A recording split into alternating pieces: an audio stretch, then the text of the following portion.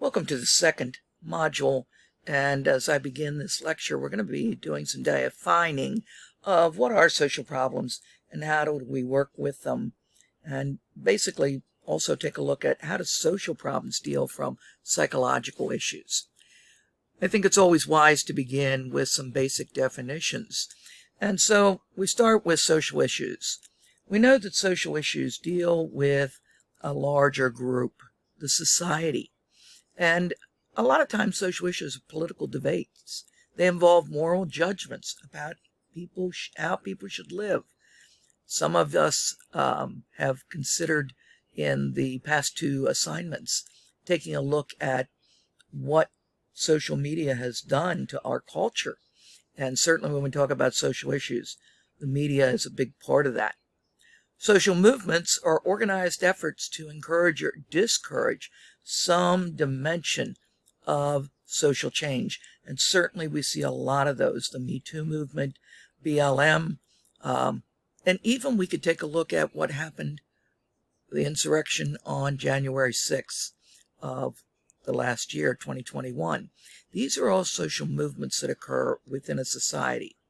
Policies are formal strategies designed to shape some aspect of social life, and we see those policies coming down from many different directions.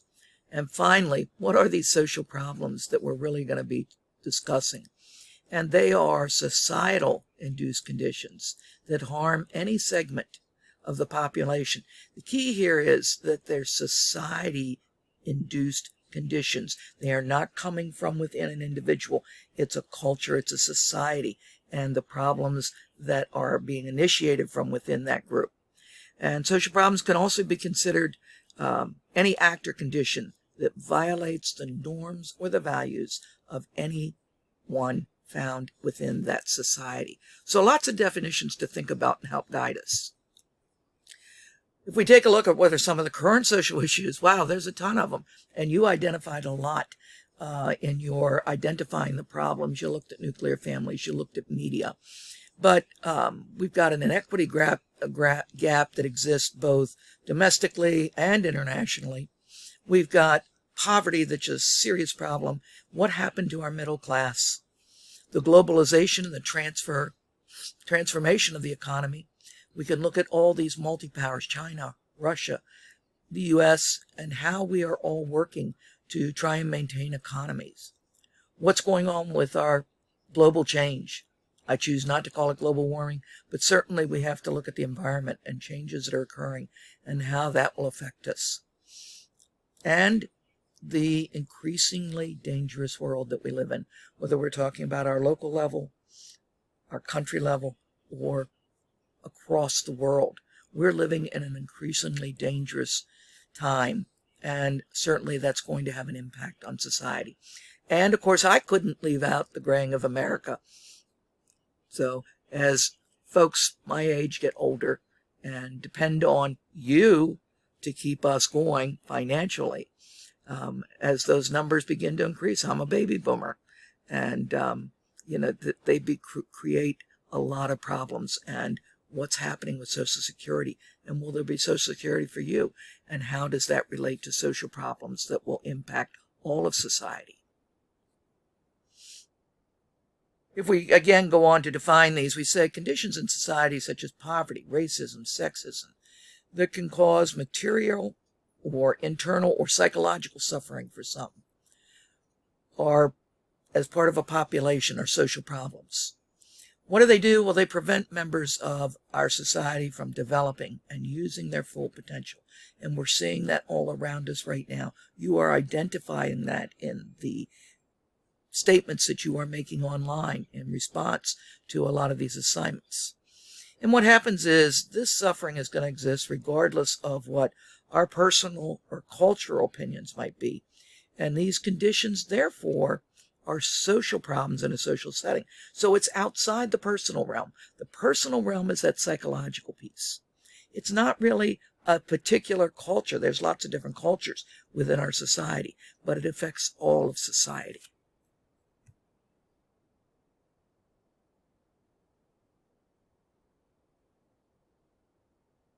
When we look at definitions in the past, we got to take a look at how some of these ideas have shaped society in the past. And these are some of the old things that came out.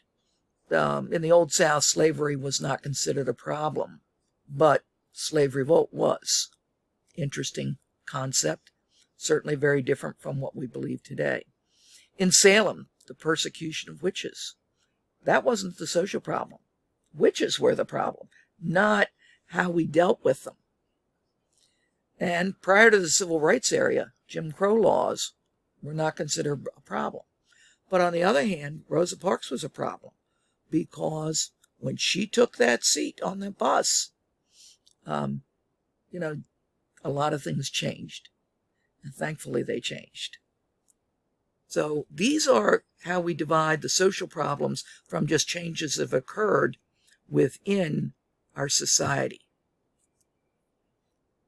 You all have brought this up over and over again as we talk about the powerful control that mass media has. I often tell my students, if you don't like what one channel saying, change the channel. You'll hear an entirely different interpretation of what's going on.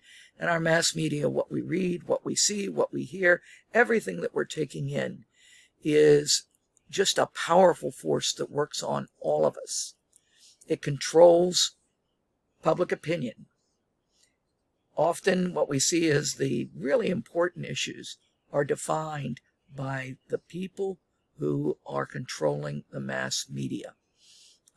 NBC versus ABC versus CBS versus Fox. I like to get home by 4 o'clock in the afternoon so I can watch Fox TV and listen to how they're dealing with the problems in Baltimore City and how they're trying to initiate answers, or at least initiate more public outcry about what's happening or perhaps not happening. And so mass media has a huge audience. We're all part of it. And what we choose to listen to, how we choose to react, will set the course of how we sociologically will deal with future issues and the issues that we deal with today.